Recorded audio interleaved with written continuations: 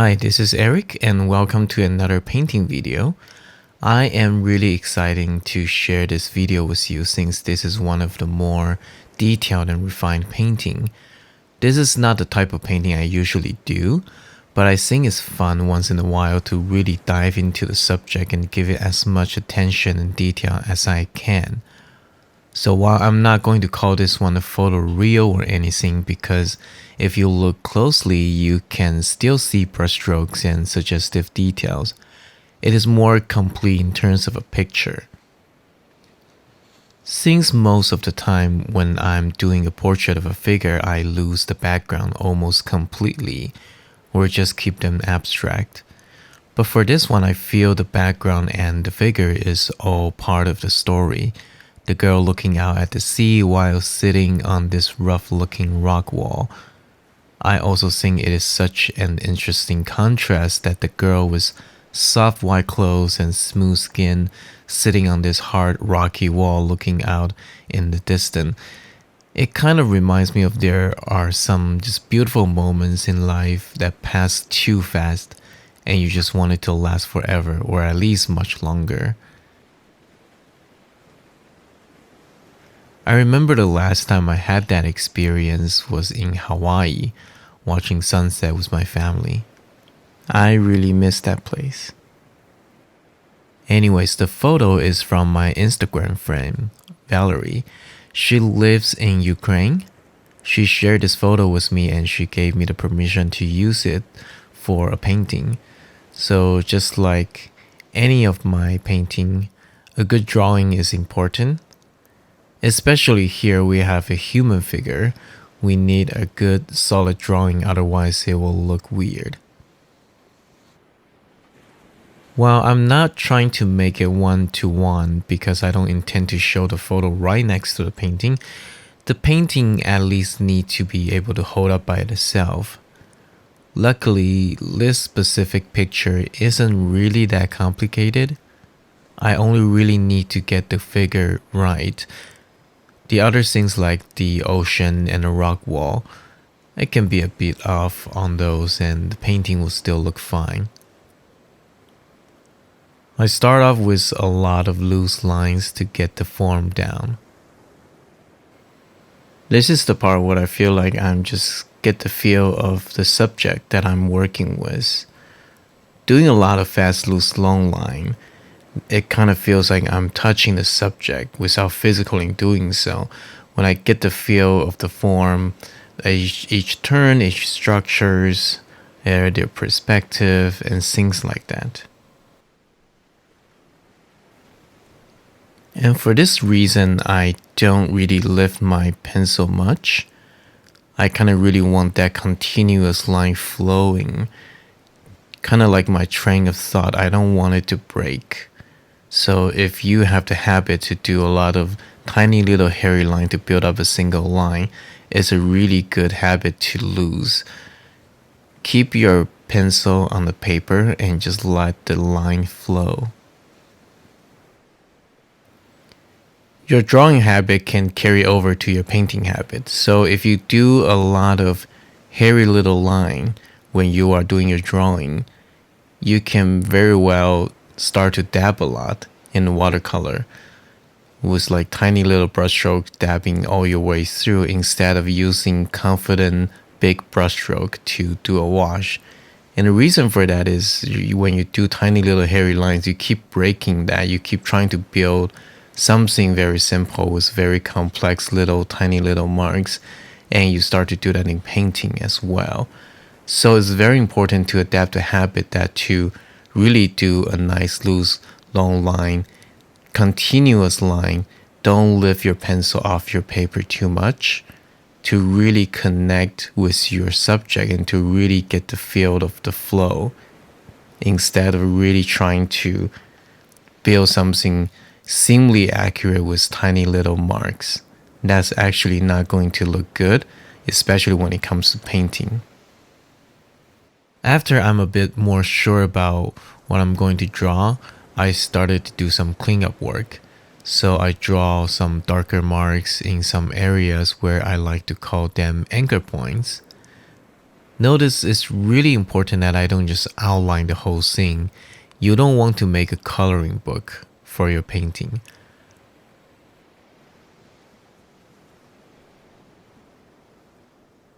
The part that really needs to be accurate are the anchor point area.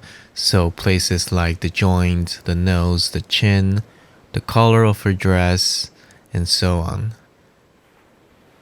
Not all the anchor points are going to be something specific. Some of them I really make it out of intuition.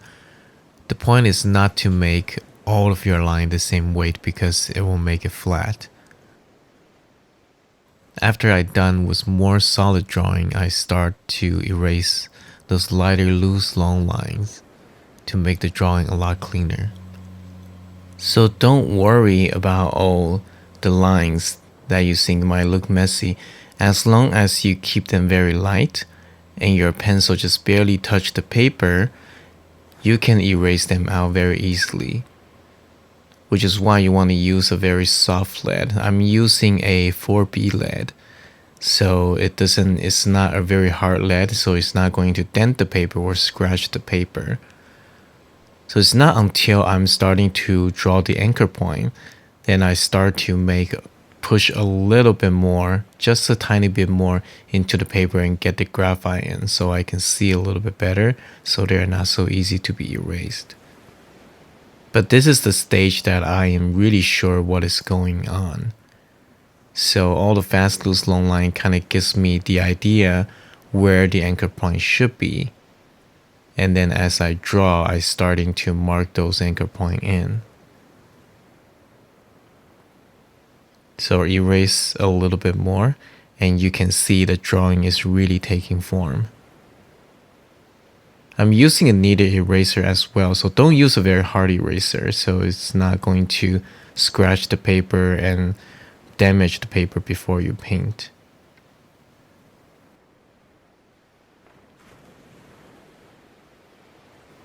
So finishing up the leg, erase a little bit more and I start to do the wrinkle of the dress.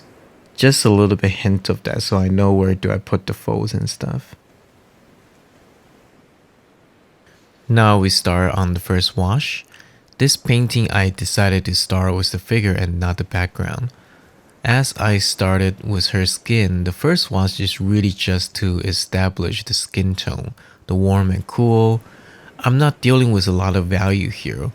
While it can be done sometime, don't focus on giving it value in the first wash. Keep it light and transparent. Especially for a young female skin, you really want to keep the skin tone nice and clean. Don't do too much wet on wet work if you're not really comfortable with it. It is completely okay to wait for it to dry and do another layer on top.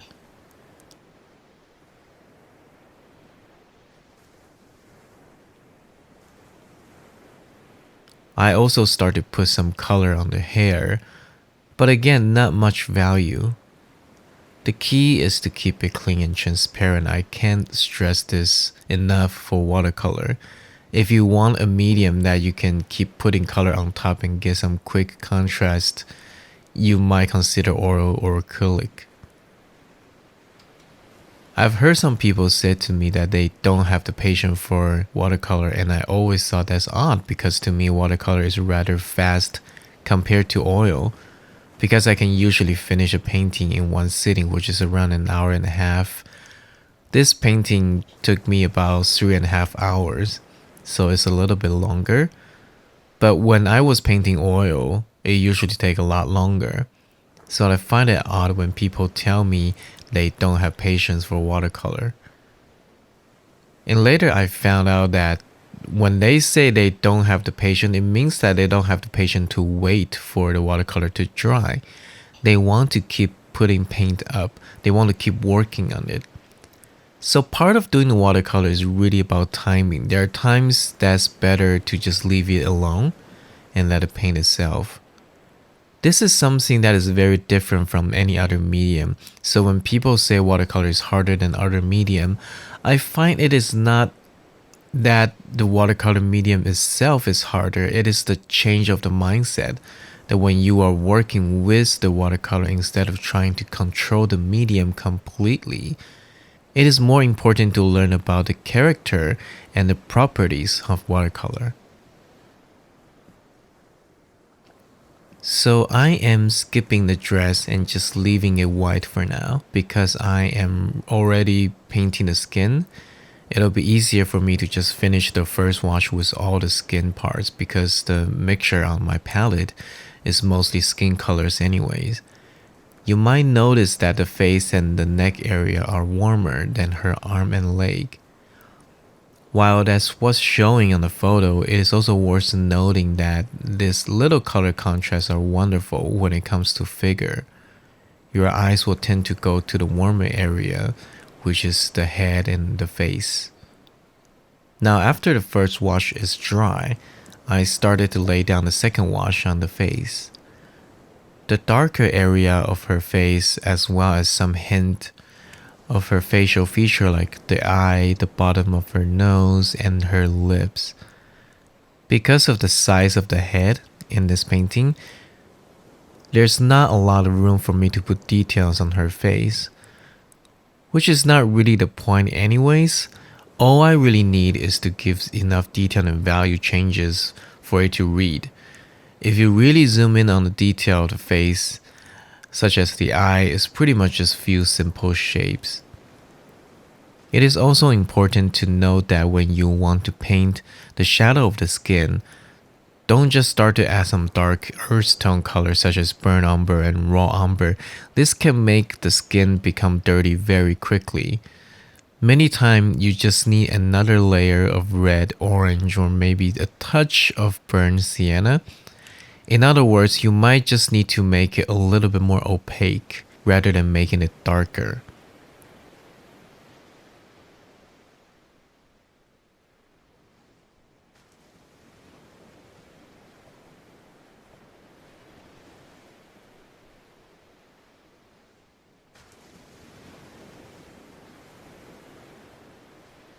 I also starting to add a second layer of her hair.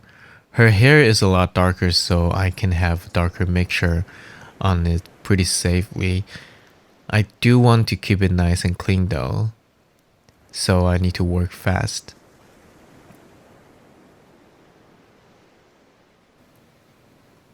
So it's a little bit challenged because I need to work fast before the paint is dry. I want to keep it one single wash, but at the same time I need to slow down and preserve some highlight. Paint around the highlight so the hair will have its form and have its lighting. So this is always a little bit more challenging part. And I think the most important thing is not to bog down by the detail too much. A little bit of detail goes a long way.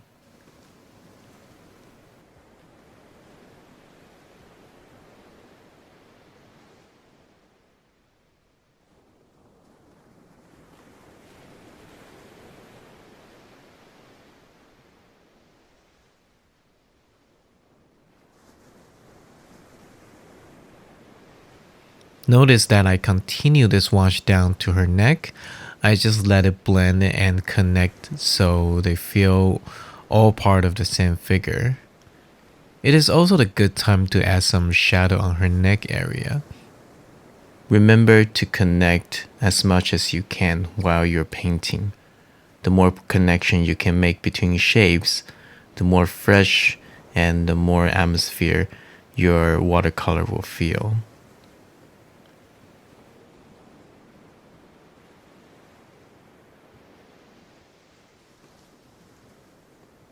I go back to the face and add some more shadow. Now that I'm looking at it, I feel I might have overworked that area a little bit too much, but what's done is done and it's not the end of the world.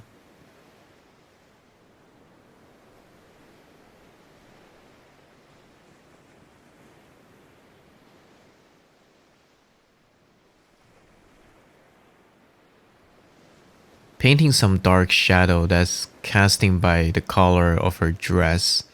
This gives a lot more dimensionality to the face. With this contrast, you started to read the dress even before I start to paint anything on it.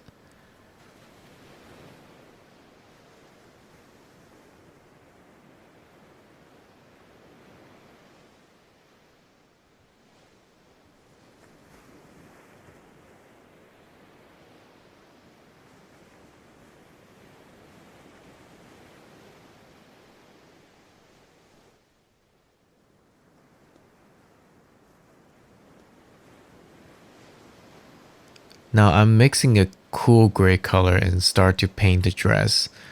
The shoulder area of the dress have some lace on it you can see through, so I started by just giving some skin tone to hint it.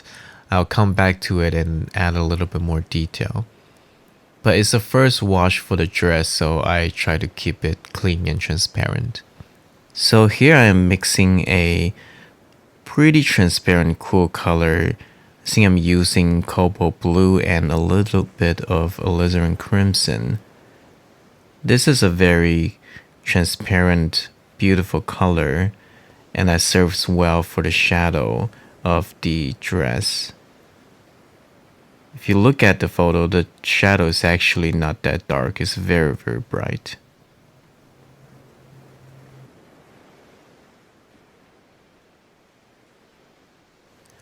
So I quickly established the value by painting the shadow area of the dress, playing with the color just a little bit to have some warm and cool contrast. She's sitting on a sunset light, so the light should be quite warm. So give it a bit of warm tint in the light area while keeping the shadow color cool. You can start to see the form change very quickly, just some value changes with some soft edges and the form starting to appear. I actually really like painting white dress, white shirt in watercolor because I feel watercolor just really luminous in this sort of subject. I can just paint the light and different light, even in the shadow area, because of the ambient light, is still very bright and very colorful. And the watercolor is just one of the perfect medium to do this.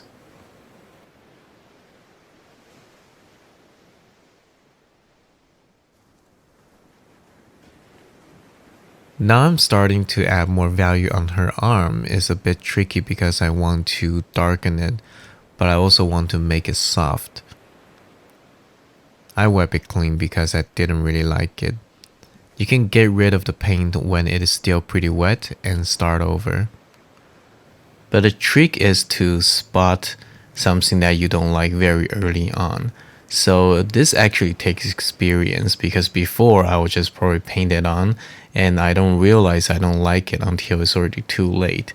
So I think with experience, I kind of figure out that when I paint something down, maybe for the first couple seconds, maybe 10 or 20 seconds, I start to see this is not where I wanted to go. So I started to grab a paper towel and just tried it. But it definitely takes some experience to see, to predict where the wash is going, how it's going to turn out before you make the decision if you want to keep it or lose it.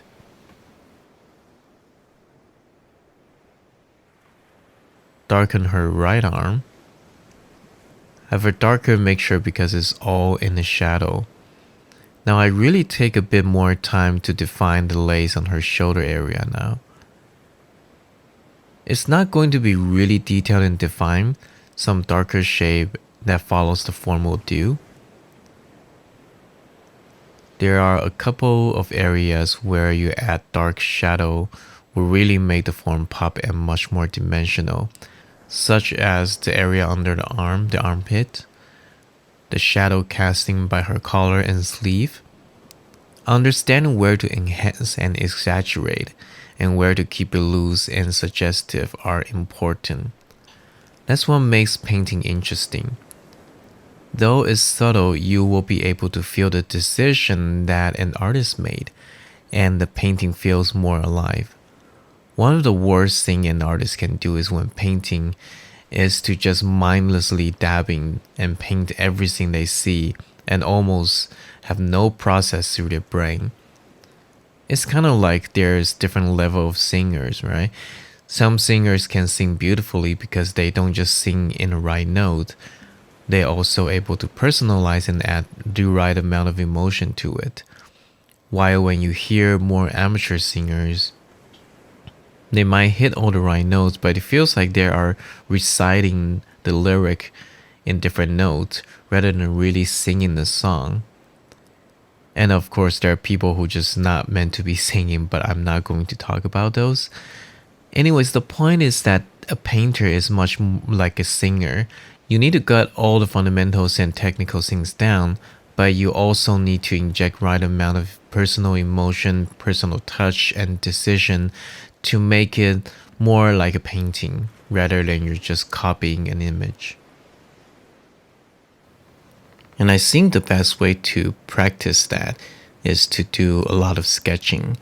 So I remember when I was still a student, when I was still an art student, I used to go to coffee shop with a sketchbook and a pen or a pencil, usually a pen because I try to force myself not to erase, and just start to sketch the people in coffee shop. Sometimes portraits, most of the time it's just figures and stuff, and just looking at people, and when they take a little bit brief moment of pause, I try to capture their gesture.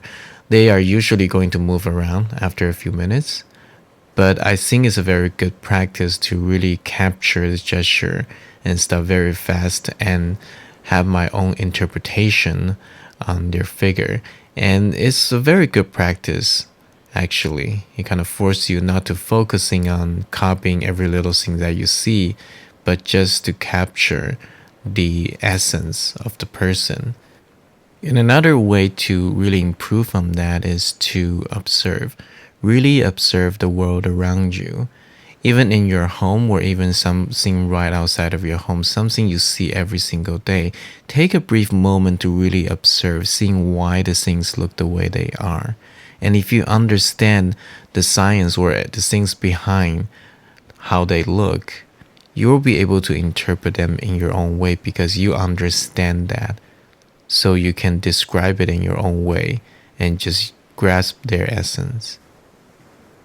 Finishing up her dress, and I'm starting to move on to her leg and hand. You probably noticed that I softened a lot of the edges because I really do want to keep this painting look nice and soft. So while I still have some hard edges here and there, it's a lot softer than most of my other paintings. I think it's also the good time to talk about the color. I really like the color of the photo, so I try to be somewhat faithful to it. It's sort of a cool sunset. There's this magenta tone to the overall picture. So this picture I use quite a bit of alizarin crimson and some carmine. It gives that nice reddish purple that looked just right to me. It's still warm, but it's on the cooler side of the warmth. Now I paint a few suggestive shadow on her thigh just to separate the skirt and her thigh a little bit more. But notice I don't do a solid continuous line, I break it up a little bit.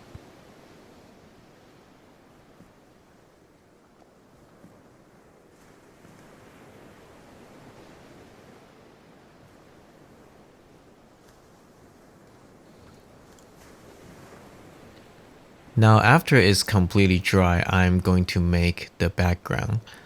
This is going to be tricky because I will have to paint around the figure almost completely.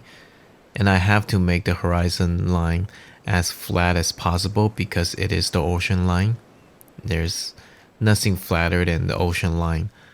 So I'm using a masking tape for that. So I actually moved the horizon line down to her eye level. The original photo actually have the horizon line right on top of her head, and that doesn't make a good composition to me. So I did this minor change just to make the composition better.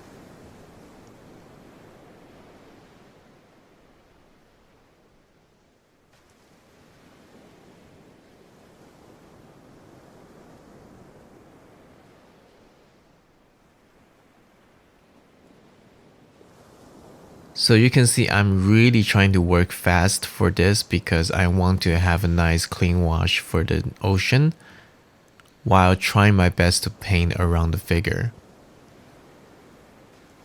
So you can actually see that I paint into the white dress of her right arm just a little bit, but I think that's not a big deal.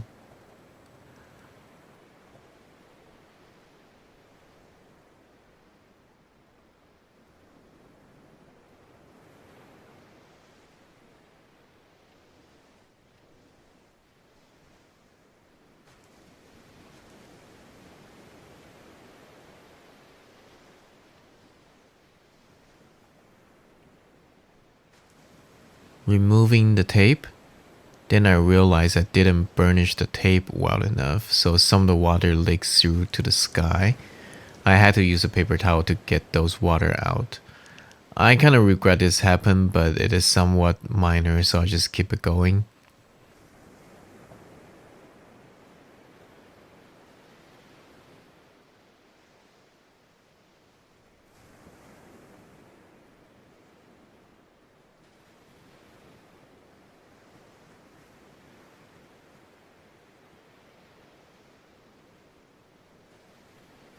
I started to render the ocean wave.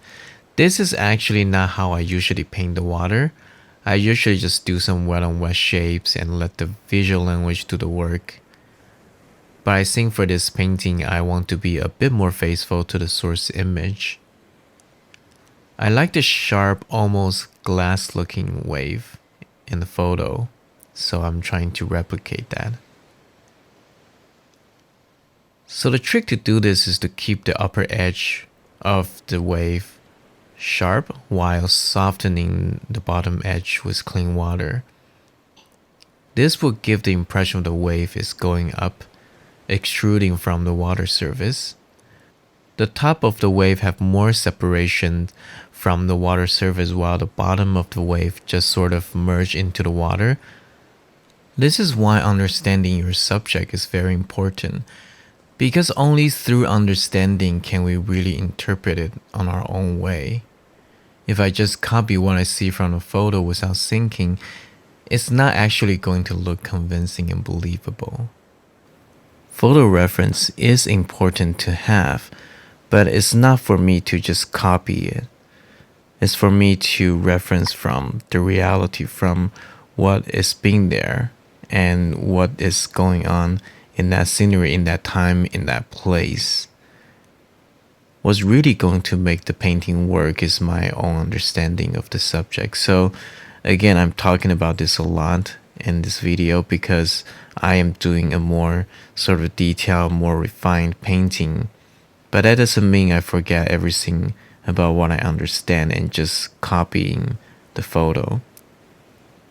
Although I want to do a little bit more detailed and refined painting, it's still really based on my understanding of the world around me. So when I'm looking at a photo, looking at a certain element, I can understand why does it look the way it is, so I can interpret it in my own way in my painting. So understand your subject and understand the property of watercolor and marry in the two knowledge that you have, and you will have a wonderful painting. So I feel like I'm sounding like a broken record, but understanding and have a keen eye for observing the nature around you, the world around you, is very, very important and is an absolute necessity if you want to paint a believable painting. Just blindly keep working and keep painting without thinking is never a good way for me to improve your skill. So really think about what you're doing. That's why every single time when after I finish a painting, I feel pretty exhausted. Might not be physical exhaustion, but might not be physical tiredness, but definitely like I cannot really think anymore because I make a lot of decision, a lot of thinking, and try to really understand what I'm looking at. Now I'm starting to paint the rock wall that she's sitting on. Just a flat wash, and I try to paint fast so there will be some textures of the paper showing through. I also put some warm color right next to her legs because the rock surface is changing a little bit. Because the rock surface is catching a little bit of the skin color, the light bounces off from her skin and casts on the rock surface. That's how you get those color on the rock.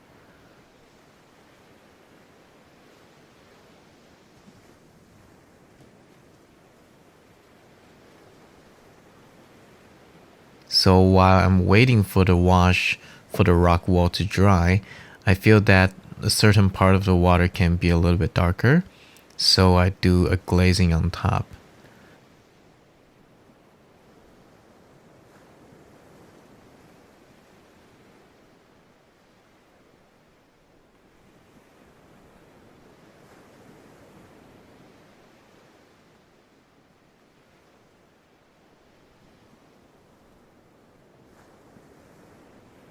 I also go back to her leg and add just a bit more form.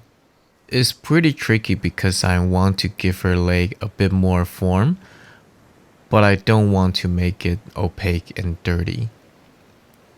I think what I had is actually pretty good, but I'm just really tempted to do another layer just to keep pushing the form a little bit better. Plus, I feel her left leg, her left side, is not differentiate enough with her right leg. So that's why I need to darken that a little bit so they separate a little bit more. But again, do that at your own risk, okay? Because every single layer, additional layer that you put on, the less fresh is going to look. So you need to make the decision. Do you want to keep the freshness or do you want to make it darker so the form will read better? So sometimes it's a worse trade-off to lose a little bit of freshness, but to make the form pop a lot more. Now I'm starting to render the rock wall. So I started by painting the dark seam between each rock brick. This serves as a secondary stuff, so I don't really need to paint everything so accurately and finished. I use a lot of quick brushstroke to really get that rough of the rock. Remember, part of the reason I want to get this rock wall in is because the surface contrast between this rough rock wall and her soft skin. So I use the side of the brush to paint a lot of textures on the rock. So I even splatter a bit of paint. So the more texture I can get it, the better, while keeping it still looking nice and fresh. I also go back to her hand and give a bit more form as well as adding some dark shadow underneath her hand and feet. Those are called the ambient occlusion, where two surfaces touch each other and no light can get in. This is really anchoring her down, and you can get the sense of contrast as well. Again, I really like the contrast between her soft skin, white, soft clothes, and the rough rock wall that she's sitting on. It just kind of give this very interesting contrast and feeling.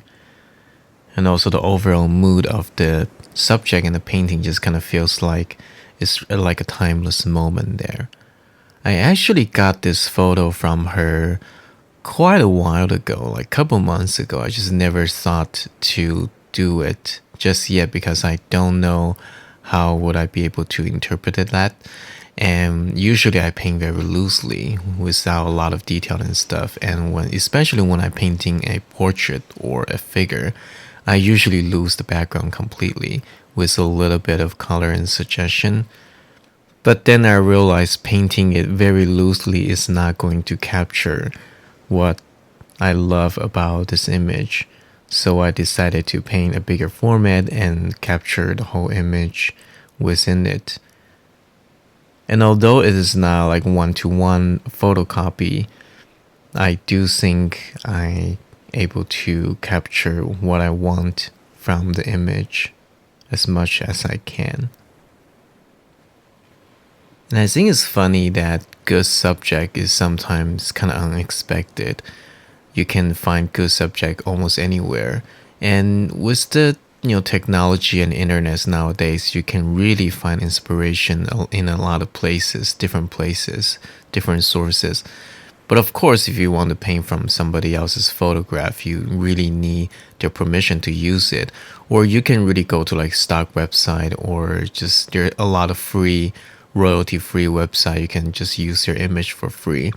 But I think the point is really go out there and look at different things, photography, paintings, different peoples, and things like that to really draw some more inspiration from the world around us.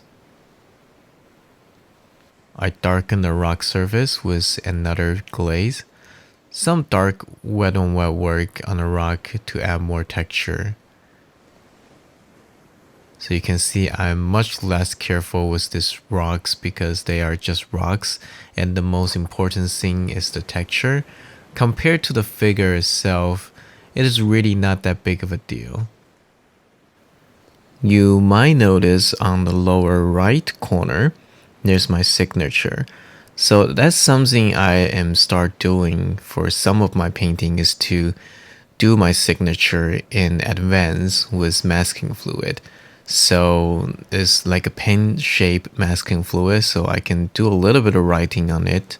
So I sign my name with masking fluid, so after that I just don't have to worry about it. And even I do like really dark wash and very thick paint in that area is always going to be blocked out. So after the painting is done, when I remove the masking fluid, I got a clean signature there. And because it's white, it doesn't feel like overpowering, like look at me, here's a signature. It actually feel like part of a texture. Adding some darker wave, play with it a bit more, and we are finished. I hope you enjoyed this video, something a bit different than what I usually do, but I really like this painting myself, and I certainly hope you do too. Thank you so much for watching. Remember to sign up for my watercolor PDF guide if you haven't. Also subscribe to my channel because I do live stream quite often nowadays. This way you can get notification from me whenever I have a live stream. I will see you again very soon.